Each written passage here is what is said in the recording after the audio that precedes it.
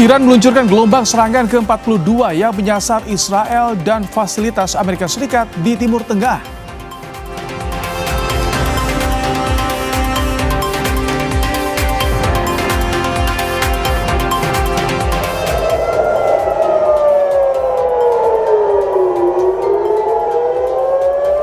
Militer Israel mencegat serangan balasan Iran yang akan masuk ke wilayah Tel Aviv.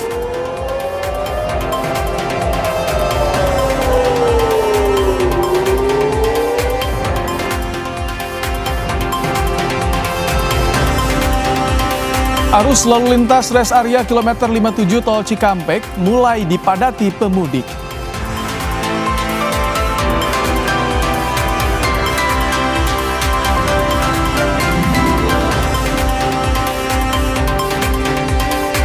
Wakil Koordinator Komisi untuk Orang Hilang dan Korban Tindak Kekerasan atau Kontras Andri Yunus disiram air keras oleh orang tak dikenal. Korban mengalami luka bakar hingga 24%.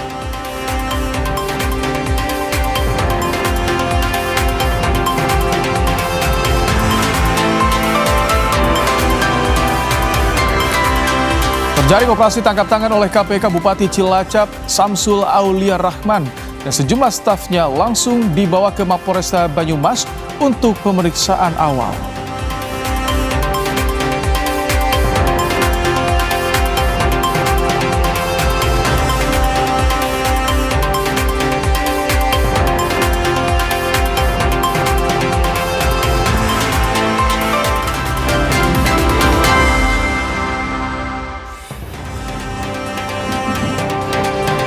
Halo, selamat malam saudara. Anda kembali menyaksikan program Kompas Malam bersama saya Rahmat Ibrahim. Selain informasi tadi, kami juga masih memiliki informasi lain untuk menemani malam hari Anda. Langsung saja kita simak informasi pertama di Kompas Malam, saudara. Jelang arus mudik, lalu lintas di res area kilometer 57 Tol Cikampek telah dipadati kendaraan. Para pemudik mengaku memilih perjalanan lebih awal untuk menghindari kemacetan. Kepadatan kendaraan pemudik di res area kilometer 57 mulai terjadi pada Jumat malam. Mobil pemudik nampak mengisi BBM dan beristirahat sebelum melanjutkan perjalanan ke tujuan masing-masing. Untuk mengurai kepadatan di res area, pengelola membatasi waktu istirahat hanya 1 jam. Arus mudik diprediksi mulai terjadi pada hari Sabtu besok.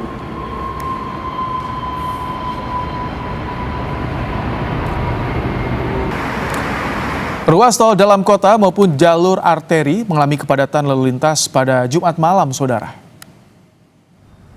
Kepadatan yang didominasi kendaraan roda 4 terjadi dari arah Semanggi menuju Cawang. Sejumlah bus juga mulai meninggalkan Jakarta menuju Cikampek.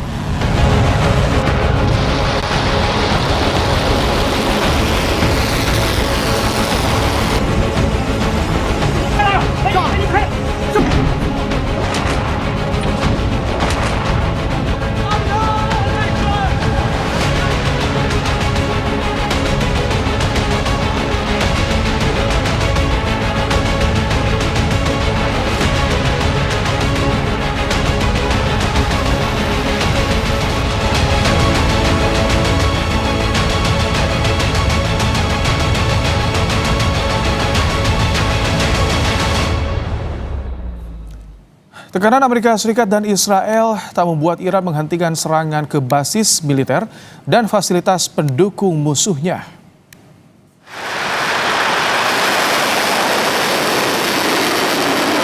Iran meluncurkan gelombang serangan ke-42 yang menyasar Israel dan fasilitas Amerika Serikat di Timur Tengah.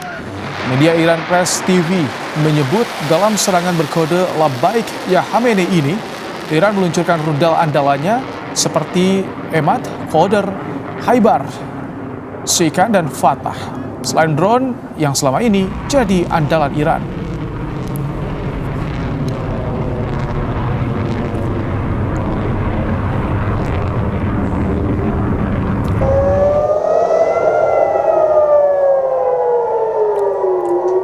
Israel tak tinggal diam. Iron Dome yang jadi andalan Israel mencegat rudal Iran yang datang. Serangan pada Kamis di hari kemarin telah membuat militer dan warga Israel berjaga mengantisipasi rudal yang lolos masuk ke wilayah mereka.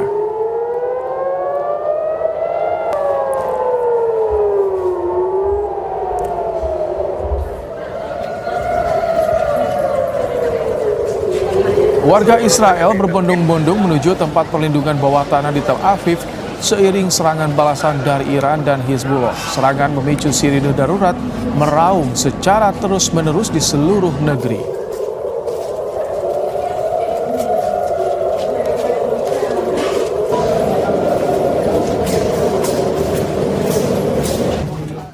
Saudara, Korps Garda Revolusi Islam Iran IRGC merilis rekaman yang diklaim sebagai serangan terhadap kapal tanker minyak Amerika Serikat di perairan utara Teluk Arab. Iran mengklaim menyerang dua kapal itu menggunakan drone bawah laut.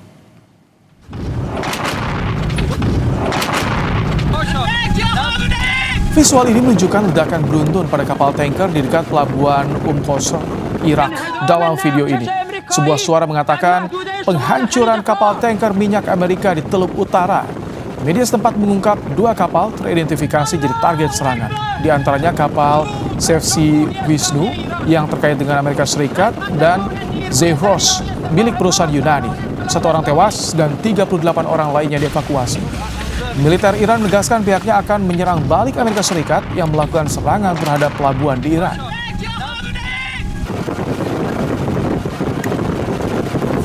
متجاوز و کلیه همپیمانان آن اخطار می‌دهیم. کوچکترین حمله به زیرساخت‌های انرژی و بنادر جمهوری اسلامی ایران پاسخ کوبنده و ویران کننده ما را به دنبال خواهد داشت. در صورت چنین تجاوزی همه زیرساخت‌های نفت و گاز منطقه که آمریکا و همپیمانان غربی در آن ذی‌نفع هستند به آتش کشیده می‌شود و نابود می‌گردد.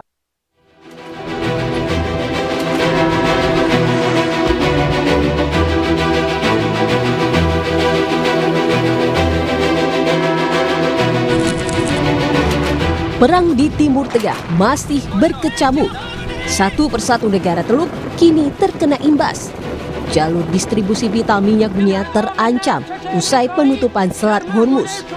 Sementara itu, para pemimpin dunia mulai bergerak, saling diskusi satu sama lain demi bisa meredam perang yang mulai mengancam perekonomian global.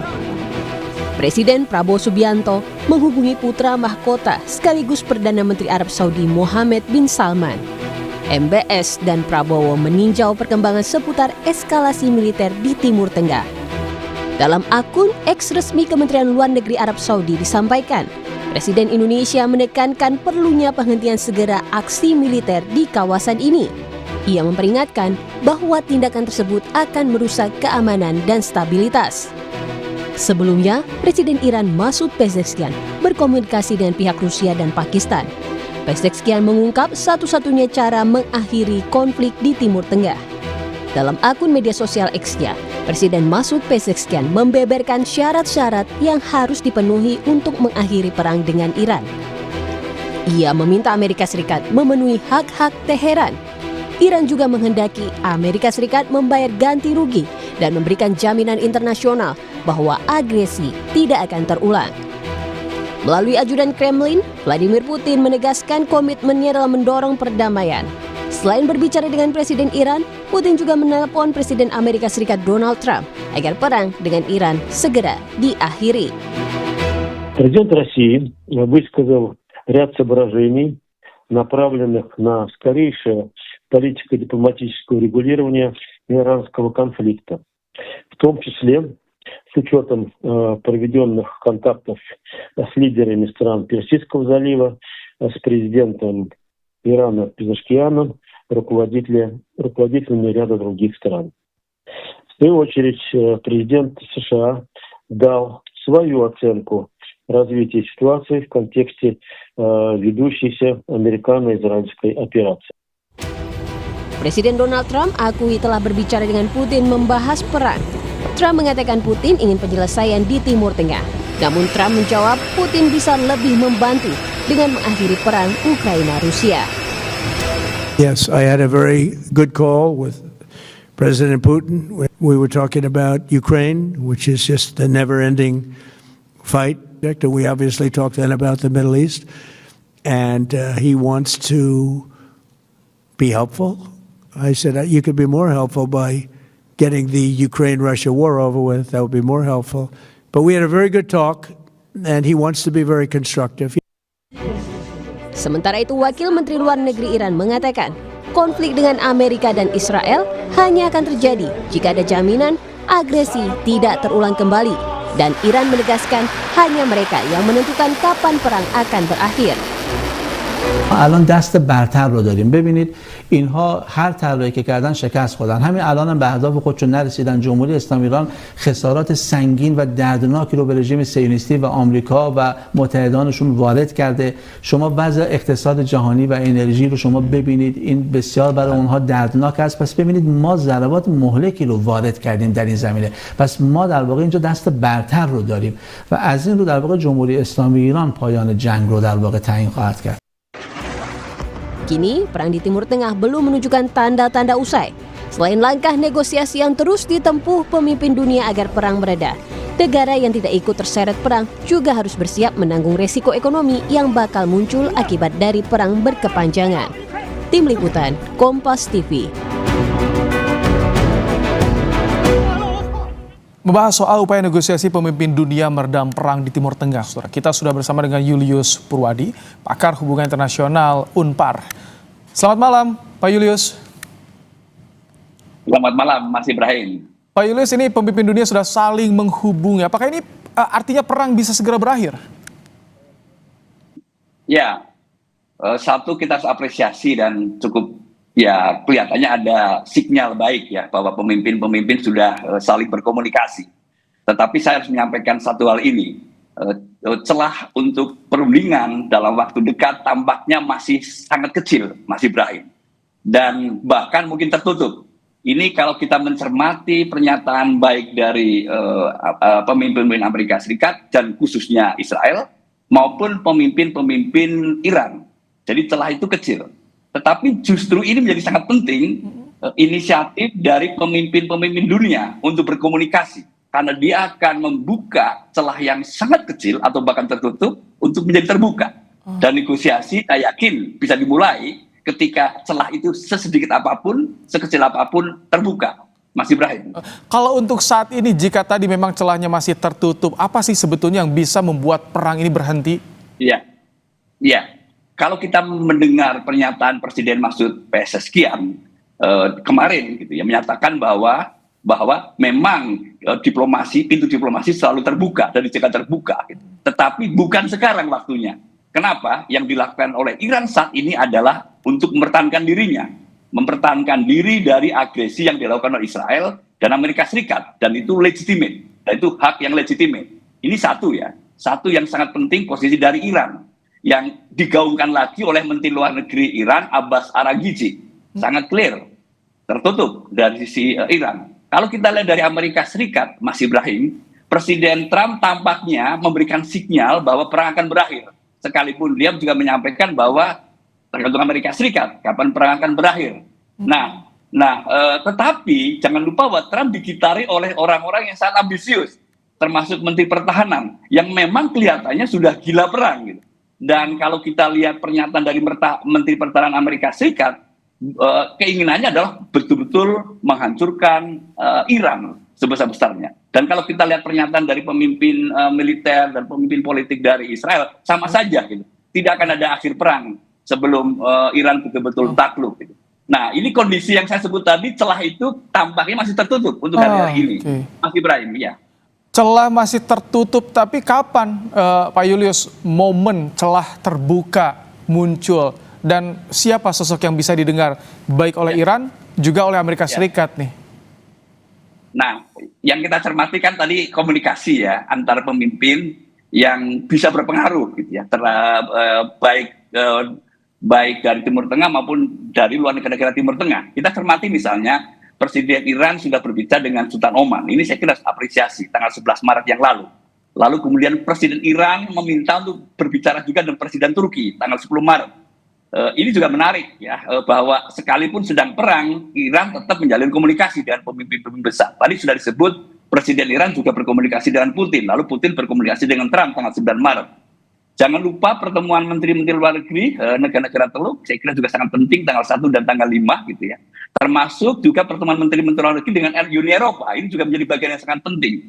Mendorong koordinasi di antara mereka supaya perang tidak meluas. Itu yang penting banget untuk dilakukan, Mas Ibrahim. Bagaimana perang tidak meluas. Jadi negara-negara Arab sabar, tidak melakukan retaliasi. Sekalipun misail dari Iran menggempur fasilitas-fasilitas yang sangat penting yang dimiliki oleh Amerika Serikat, tetapi letaknya ada di negara-negara Arab. Ini bagian yang penting dulu, supaya jangan eskalasi yang lebih luas, di mana perang Iran kemudian melibatkan negara-negara Arab yang lain. Itu bagian yang penting untuk membuka, menahan dulu supaya tidak eskalasi dalam skala yang lebih masif. Nah, baru setelah itu mulailah kita bicara soal mediasi. Pakistan memainkan peran yang sangat penting juga, gitu, sudah bicara juga, termasuk dengan Arab Saudi. Ini harus didorong, harus dipelihara sampai pada akhirnya, gitu ya, ada titik momen di mana permintaan dan prasyarat yang diajukan oleh Presiden Iran kalau mau negosiasi tadi mau didengar oleh Amerika Serikat. Oke. Ini juga kita menyoroti tadi soal Pak Prabowo berdiskusi dengan MBS.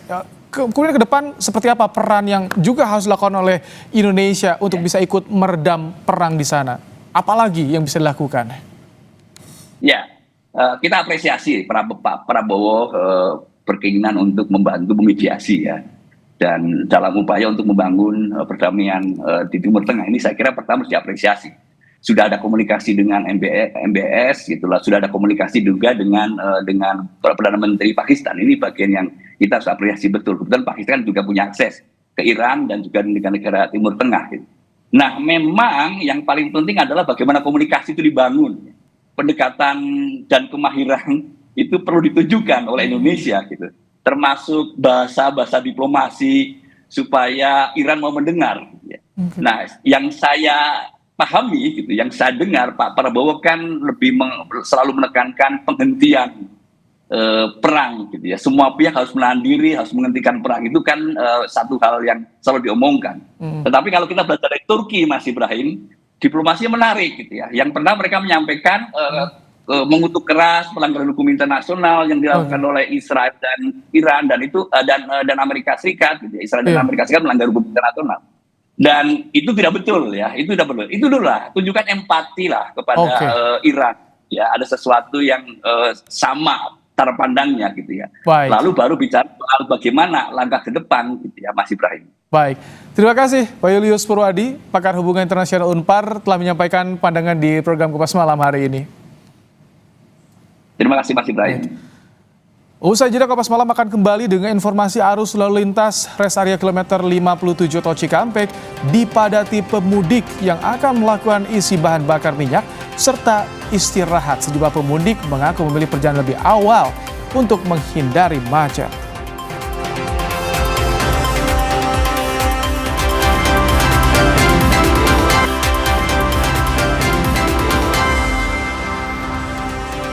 Sepekan jelang Idul Fitri, jalur pemudik di Kalimalang, Durensawit, Jakarta Timur mulai ramai dengan pemudik motor.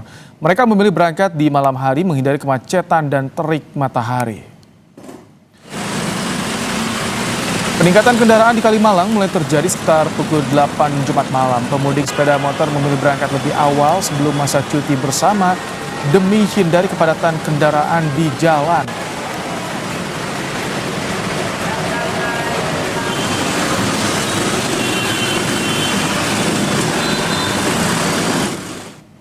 Peningkatan penumpang terlihat di Terminal Bus Kalideres, Jakarta Barat pada Jumat malam. Selain karena faktor liburan sekolah, peningkatan penumpang terjadi karena warga yang memilih untuk mudik lebih awal. Diprediksi puncak arus mudik di Terminal Kalideres terjadi pada 3 hari sebelum Lebaran.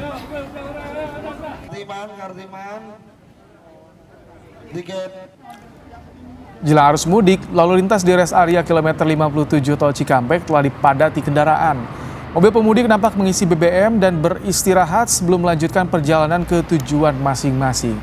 Para pemudik mengaku memilih perjalanan lebih awal untuk menghindari kemacetan. Untuk mengurai kepadatan di rest area, pengelola membatasi waktu istirahat hanya 1 jam. Arus mudik diprediksi mulai terjadi pada hari Sabtu besok.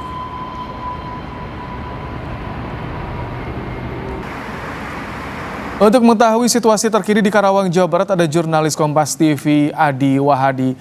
Selamat malam, Adi. Bagaimana kondisi arus lalu lintas di sana? Lokasi Anda di mana saat ini, Adi?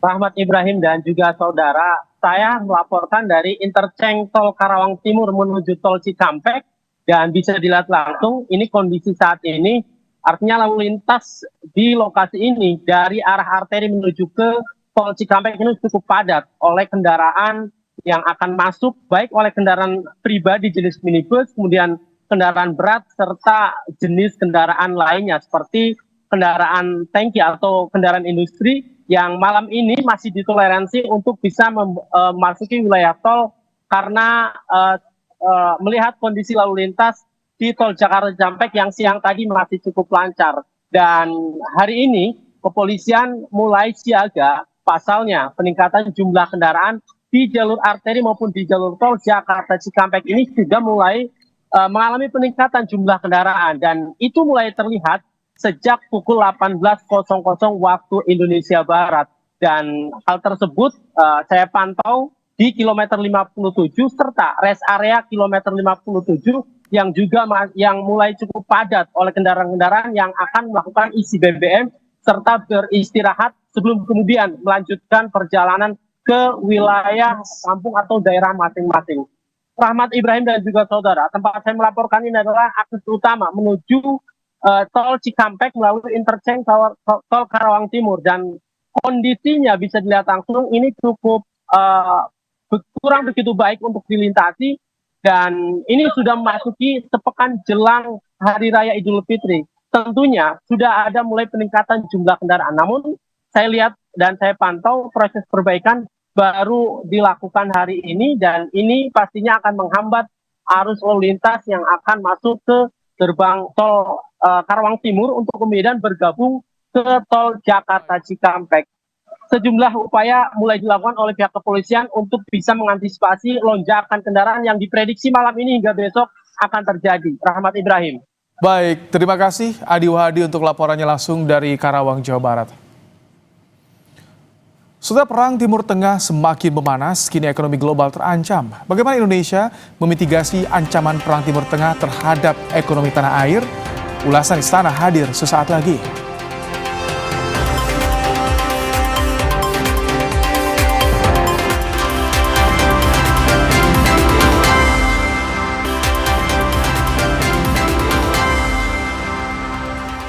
Setelah perang Timur Tengah yang melibatkan Amerika Serikat, Israel, dan Iran semakin memanas, kini ekonomi global terancam. Bagaimana Indonesia memitigasi ancaman perang Timur Tengah terhadap ekonomi tanah air?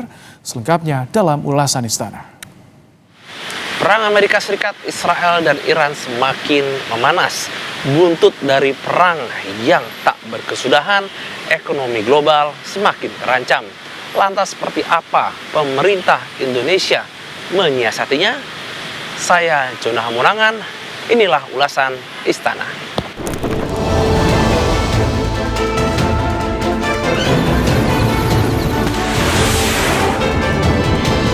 Akibat perang di Timur Tengah, kita harus siap menghadapi kesulitan.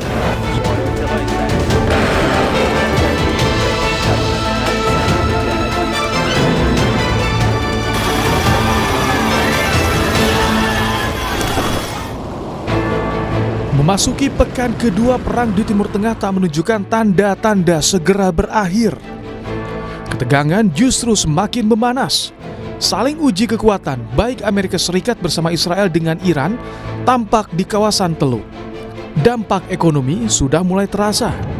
Presiden Prabowo mengingatkan akibat perang di Timur Tengah seluruh dunia mengalami goncangan. Presiden tegaskan rakyat harus siap menghadapi kesulitan. Akibat perang di Timur Tengah, kita harus siap menghadapi kesulitan. Tapi sekali lagi, kita bersyukur bahwa sebenarnya bangsa Indonesia punya kekuatan. kita punya kekuatan yang besar. Tapi juga saya harus jujur kepada seluruh rakyat. Dan saya juga akan memberi suatu taklimat kepada seluruh bangsa Indonesia dalam waktu dekat. Imbas perang di Timur Tengah, Iran menutup Selat Hormuz. Jalur vital tersebut mengalirkan sekitar 20% pasokan minyak dunia, sehingga penutupan Selat Hormuz sejak 28 Februari lalu berpotensi memicu lonjakan harga minyak dunia. Namun Menteri SDM Bahlil Lahadalia menjamin pasokan BBM di tanah air tercukupi. Bahlil meminta masyarakat tak perlu panic buying. Kepemilikan kita, minyak kita itu aman, jadi nggak perlu ada panik, nggak perlu. Supply lancar. Kita itu ambil dari Middle East itu minyak mentahnya, bukan minyak jadi, crude-nya, bahan bakunya itu 20-25%. Tapi saya sudah dapat penggantinya. Kami dengan Pertamina sudah men-switch dari Middle East, kita ambil di Amerika, kemudian dari Nigeria dan dari Brazil. Jadi tidak perlu ada pembuying. Nah, untuk solar itu kita sudah produksi full dalam negeri. Selain soal ketersediaan, pemerintah juga menjamin harga BBM bersubsidi tidak akan mengalami kenaikan hingga Lebaran mendatang. Menteri Keuangan Purbaya Yudi Sadewa menjelaskan kondisi harga minyak dunia saat ini masih fluktuasi. Subsidi BBM dari pemerintah jelang Idul Fitri kita masih aman, masih kuat. Kan ini kan baru berapa hari kan naiknya, baru berapa hari. Kita kan asumsinya kan setahun penuh, kata setahun 70 asumsi kita. Ini kan baru berapa hari aja, jadi belum cukup untuk mengubah anggaran kita. Jadi kita masih bisa absorb. Analis Pak minyak itu bisa naik, bisa turun cepat loh. Jadi kita pastikan betul nggak naik, betul nggak turun. Begitu berapa hari berapa minggu naik, ya udah kita bisa antisipasi naik terus. Ini kan nggak naik, tiba-tiba turun lagi. Nanti kalau kita itu atau harga minyak turun, kita rubah lagi, repot kan. Jadi menetapkan respon APBN itu lebih hati-hati dibanding dengan merespon gerakan saham. Kenaikan harga minyak dunia berimplikasi pada penerimaan negara. Namun subsidi energi juga ikut membengkak. Kementerian Keuangan memperkirakan kenaikan harga minyak $1 per barel bisa menambah defisit sekitar 6,8 triliun rupiah. Jika harga minyak rata-rata di kisaran 80 hingga $120 per barel, di atas asumsi APBN $70 per barel, maka potensi defisit APBN melebar antara 68 hingga 340 triliun rupiah. Ada risiko melampaui batas 3% terhadap PDB. Ketua DPR RI Puan Maharani mengingatkan agar pemerintah berhati-hati dalam mengeluarkan kebijakan di tengah konflik Timur Tengah. Puan meminta pemerintah menyiapkan langkah mitigasi agar defisit APBN tidak semakin membengkak. Kami sudah meminta kepada pemerintah, baik secara langsung atau tidak langsung, untuk memitigasi hal ini. Dan hari ini DPR sudah memulai masuk atau memulai sidang. Tentu saja nantinya di komisi yang terkait akan meminta kepada mitra-mitranya atau kepada pemerintah untuk memitigasi hal tersebut sehingga APBN 2026 nantinya bisa menyesuaikan dengan situasi global yang sedang terjadi pada saat ini. Kami akan meminta segala sesuatu kebijakan yang akan dilaksanakan oleh pemerintah jangan sampai kemudian membebani atau memberatkan rakyat. Iran tampaknya akan membuat perang di Timur Tengah ini mahal secara ekonomi. Pendiri Synergy Policies, Dina Prapto Raharja bilang, pihak yang terlibat seperti Amerika Serikat dan Israel akan merasakan langsung dampak ekonomi dari perang Timur Tengah.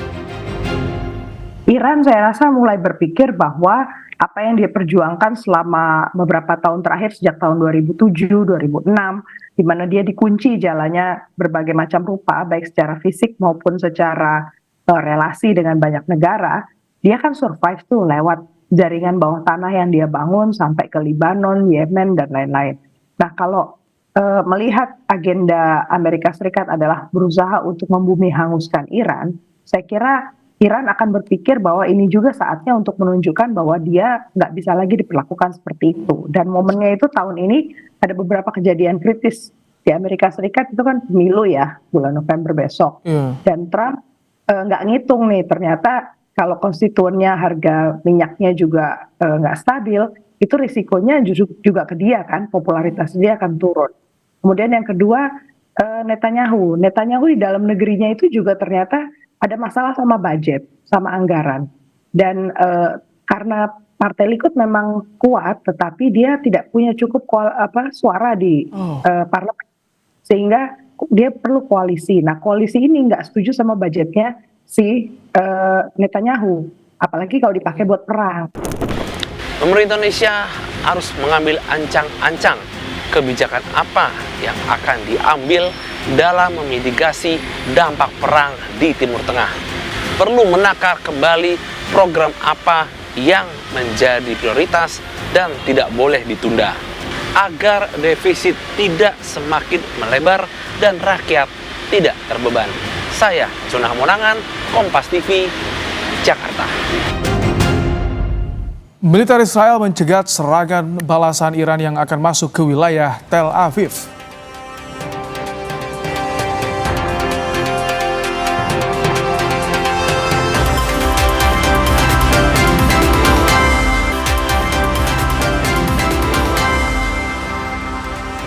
Saudara, tekanan Amerika Serikat dan Israel tak membuat Iran menghentikan serangan ke basis militer dan fasilitas pendukung musuhnya. Iran meluncurkan gelombang serangan ke-42 yang menyasar Israel dan fasilitas Amerika Serikat di Timur Tengah. Media Iran Press TV menyebut dalam serangan berkode Labbaik Ya Khamenei ini, Iran meluncurkan rudal andalannya seperti Emad, Qadr, Khaibar, Sekan, dan Fatah. Selain drone yang selama ini tentu jadi andalan Iran.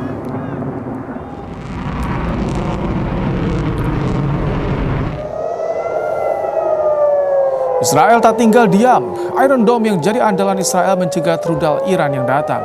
Serangan pada Kamis dini hari kemarin telah membuat militer dan warga Israel berjaga mengantisipasi rudal yang lolos masuk ke wilayah mereka.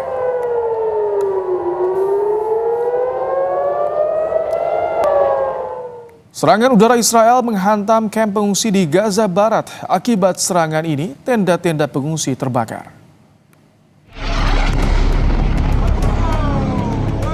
Duka warga Gaza belum juga sirna. Militer Israel kembali melancarkan serangan udara ke wilayah-wilayah yang ditempati para pengungsi.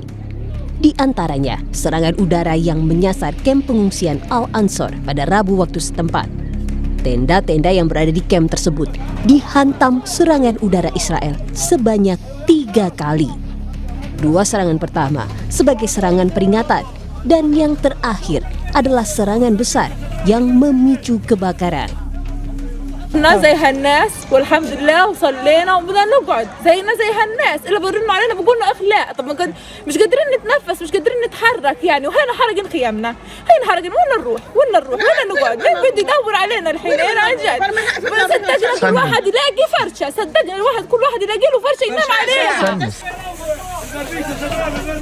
Selain menyasar tenda-tenda warga Gaza di pengungsian, Israel juga menargetkan serangannya ke kendaraan pertahanan sipil. Informasi lain, saudara, Wakil Koordinator Komisi untuk Orang Hilang dan Korban Tindak Kekerasan atau Kontras, Andri Yunus, disiram air keras oleh orang tak dikenal. Korban mengalami luka bakar hingga 24%. Insiden penyiraman air keras terhadap Andri Yunus, Wakil Koordinator Kontras, terekam kamera pengawas. Korban yang tengah mengendarai sepeda motor berpapasan dengan 2 pelaku yang berboncengan. Tiba-tiba, korban disiram air keras ke arah wajah dan tubuhnya. Akibat insiden penyiraman itu, Andri Yunus dilarikan ke rumah sakit untuk mendapat perawatan. Luka bakar di tubuhnya mencapai 24%. Insiden di Jalan Talang, Senen, Jakarta Pusat pada Kamis malam itu mengusik keprihatinan banyak pihak.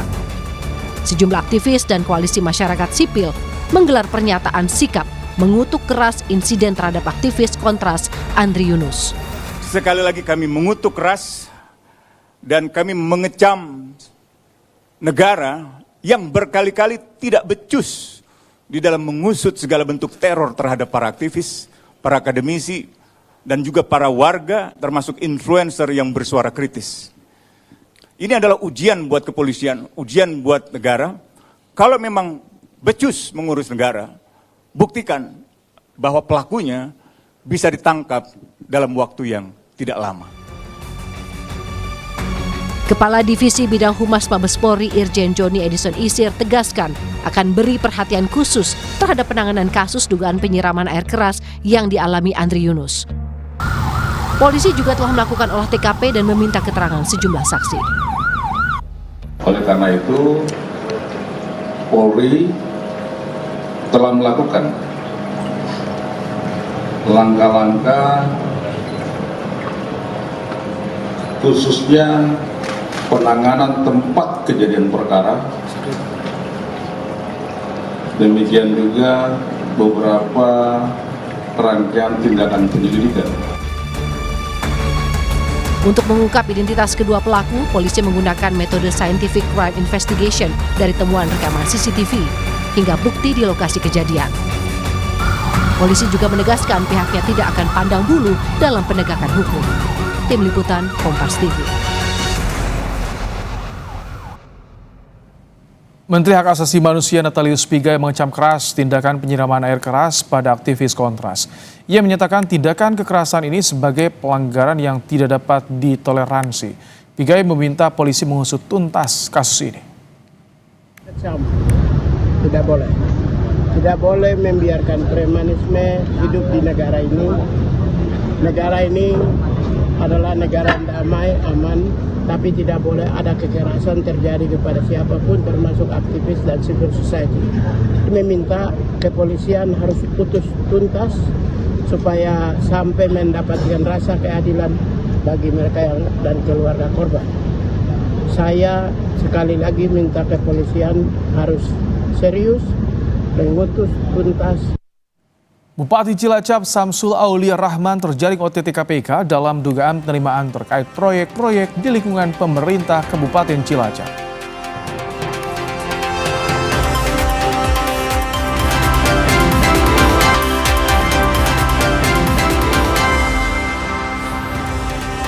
Terjaring operasi tangkap tangan oleh KPK, Bupati Cilacap Samsul Aulia Rahman langsung dibawa ke Mapolresta Banyumas untuk pemeriksaan awal. Bupati Cilacap bersama sejumlah stafnya yang terjaring OTT dibawa ke Mapolresta Banyumas menggunakan bus. Tim penyidik KPK meminjam tempat di Mapolresta Banyumas untuk memeriksa 27 orang, termasuk Bupati Cilacap Samsul Aulia Rahman. KPK juga menyita barang bukti berupa uang tunai pecahan rupiah. Juru bicara KPK Budi Prastio menjelaskan OTT tersebut diduga berkaitan dengan penerimaan oleh kepala daerah terkait proyek-proyek di lingkungan pemerintah Kabupaten Cilacap. Mengamankan sejumlah 27 orang, salah satunya adalah Bupati Cilacap, dan saat ini sedang dilakukan pemeriksaan intensif di sana. Diduga adanya penerimaan yang dilakukan oleh pihak Bupati berkaitan dengan proyek-proyek yang ada di Kabupaten Cilacap. Terima kasih Anda telah menyaksikan Kompas Malam. Selalu cukupi kebutuhan hidrasi Anda pada saat sahur dan berbuka puasa dengan 3 botol air mineral 700 ml yang setara 2 liter air untuk 1 hari puasa pasti sejuknya. Saya Rahmat Ibrahim, sampai jumpa.